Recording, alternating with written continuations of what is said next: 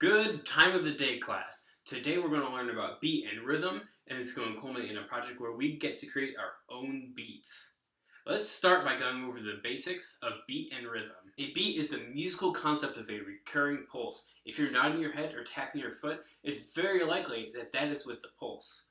We're going to listen to some pieces of music today, and I want you to feel the beat by tapping on the table or tapping your foot along with the music.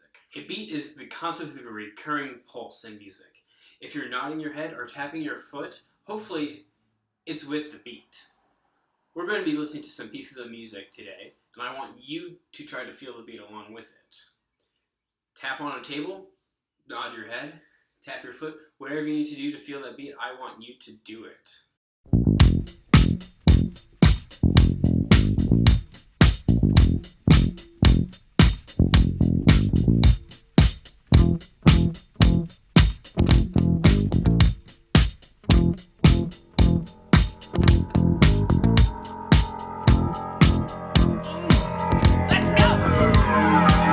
Walks barely down the street with the brim pulled way down low. Ain't no sound but the sound of his feet. Machine guns ready to go. Fantastic. Each piece that we've listened to has been in 4/4 time, meaning that there have been 4 beats in each measure.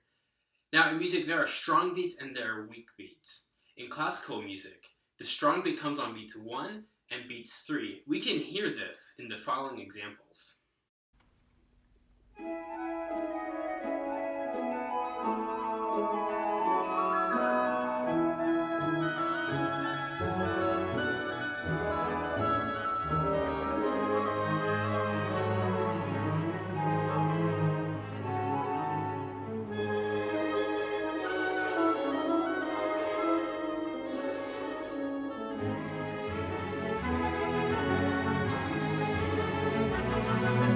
Wonderful. In different styles of music, the strong and weak beats might be different.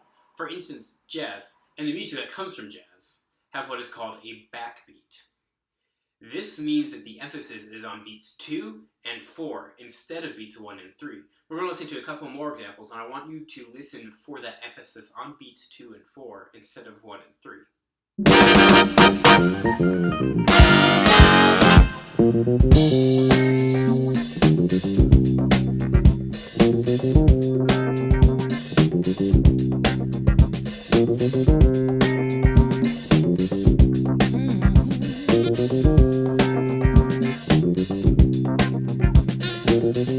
Come on, come over as fast as you can. Next up, we're going to talk about tempo. Tempo is the way that we measure how fast or slow a piece of music is. We use beats per minute, or BPM, to measure the speed of a piece of music.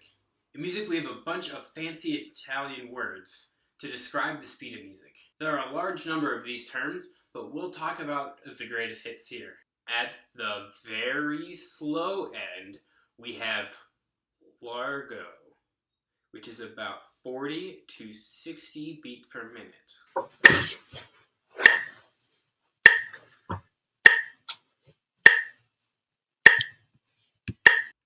A little bit faster is adagio, which is about 70 to 80 beats per minute.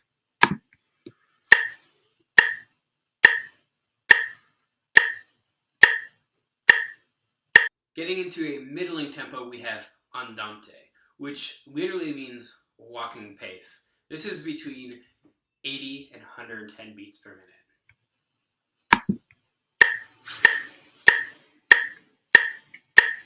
Faster than that, there's moderato. It's very easy to remember because it looks very similar to the word moderate. Moderato is between 110 and 120 beats per minute.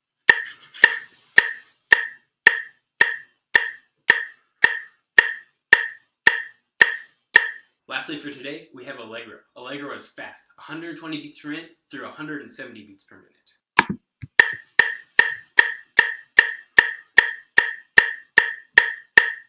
Next up, we're going to learn how to make beats using a website called Splice. This was shown to me by one of your fellow students. All right, so now we're going to enter the tutorial portion part of this video, we're going to learn how to use the beat maker at Splice Sounds. As you can see up here, the URL is splice.com/sounds/beat maker. This is also linked on Google Classroom and linked in the description of the video. This video, what we're in right now. So we're going to just go over some of the things up here that so that we know what we're doing. We're going to start up at the top. As a book, we're going to start at the top, go across, and keep going down. So obviously we have Splice, Beat Maker, we have volume control, question, and then here's a share button. You get to name it and then share it, but we'll talk about that a little bit later. Then we have our play button, which will play your beat. There's currently nothing put in my beat, so you're hearing the lovely sound of silence. Then we have our beats per minute, so this is going to control how fast it is. And if you hit the arrow next to it, it drops down and gives you some presets. You can also type in here and decide what tempo you want it. They don't use the fancy Italian terms that we just learned. They use some names which are a bit more in vogue. But we are going to use the Italian terms because I teach the class. Right here we have clear, so if you put some notes in, some beats in that you don't like, you can just hit clear and get rid of it all. If it would stop making sound, that would be great.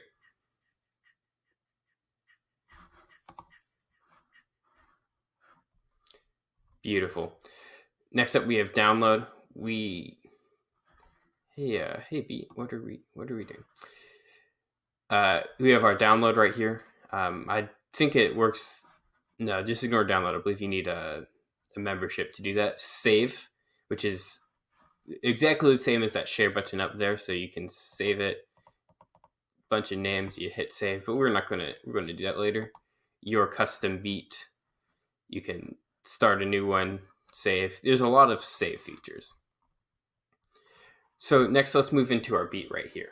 So it's a grid. We have each square on the horizontal axis. The x-axis, if you were, is another beat. So let's just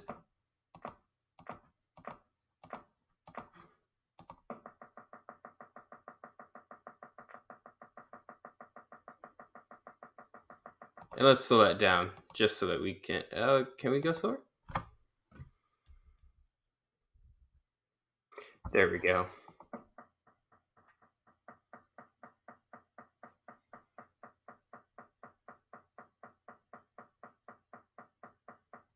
Great, so that's what the horizontal axis does. The vertical axis stacks things on top of each other, so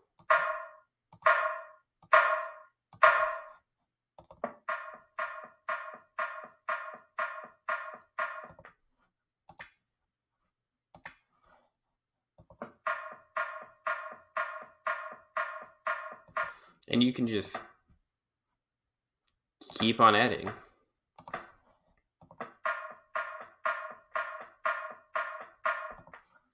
Until you are satisfied with whatever beat. There are more options. We only have 8 here. If you hit B down here, it gives you more, and you can pretty much just put in sound effects there. You don't need to worry about that. So we have 8, and you can make this as long as you want, up to 32 beats, and then it'll loop back.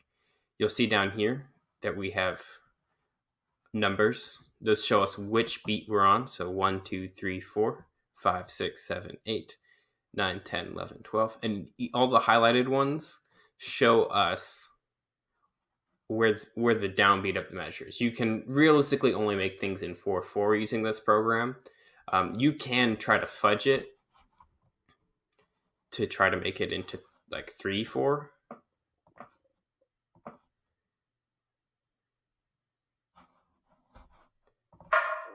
Oh no, I already messed up. Let's try that again.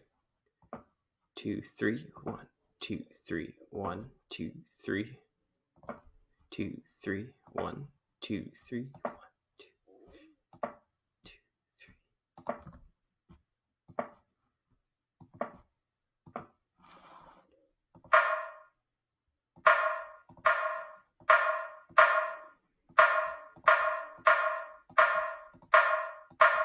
Sorry for the obnoxious sound effect.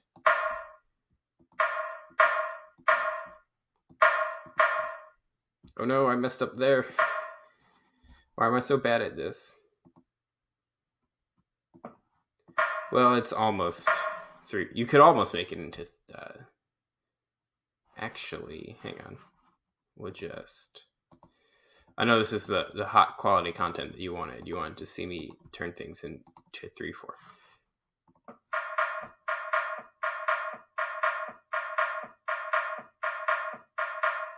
So if you're creative, you can turn things into other time signatures, but really it's best to just stick with 4/4.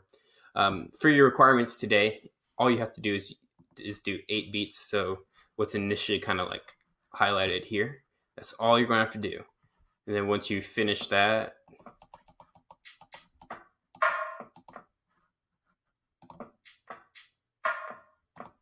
beautiful. You're going to hit that share button.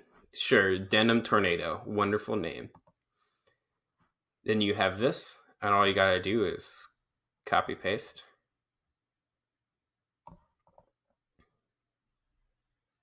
Make sure you have the whole thing. I do have it.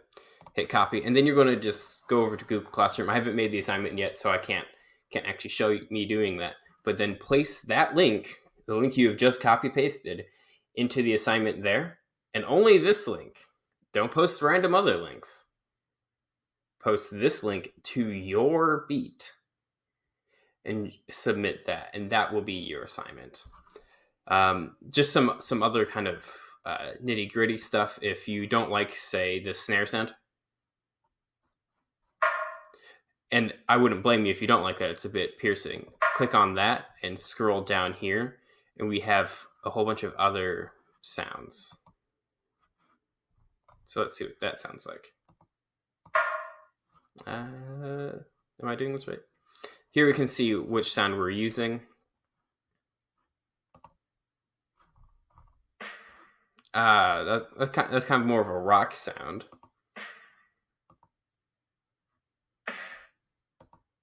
Super short. So down here are all the different ones that you can try out, and each one of these has a different sound you can try.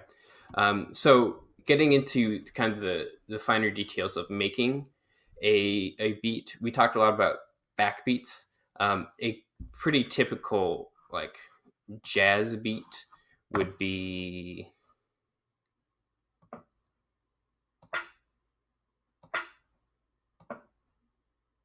and this is going to sound nothing like jazz because it's just not won't sound like jazz because that's not what this is for. So we would have our bass drum on beats 1, probably beats 1, maybe beat 3. So we'll add in 3 there, and we're going to have, actually that's the wrong hi-hat sound. We're going to have like a closing hi-hat on beats 2 and 4. That sounds very kind of club, but that's the sound effects that we have. You might have snare on 2 and 4 also.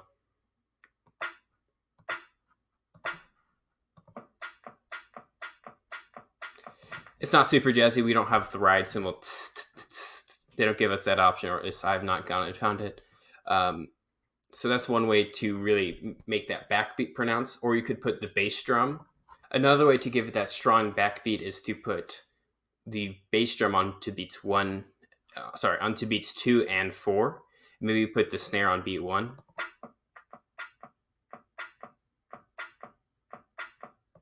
Right, those are just some ways that you can make it, and you can go on and play with it, figure out how you want to do it. This is really kind of a very fun and intuitive tool that I encourage you to use even more than just what you need to do for my assignment. I really enjoy using it. It was actually shown to me by another student. I hope you have fun with it, and I look forward to seeing what creations you make.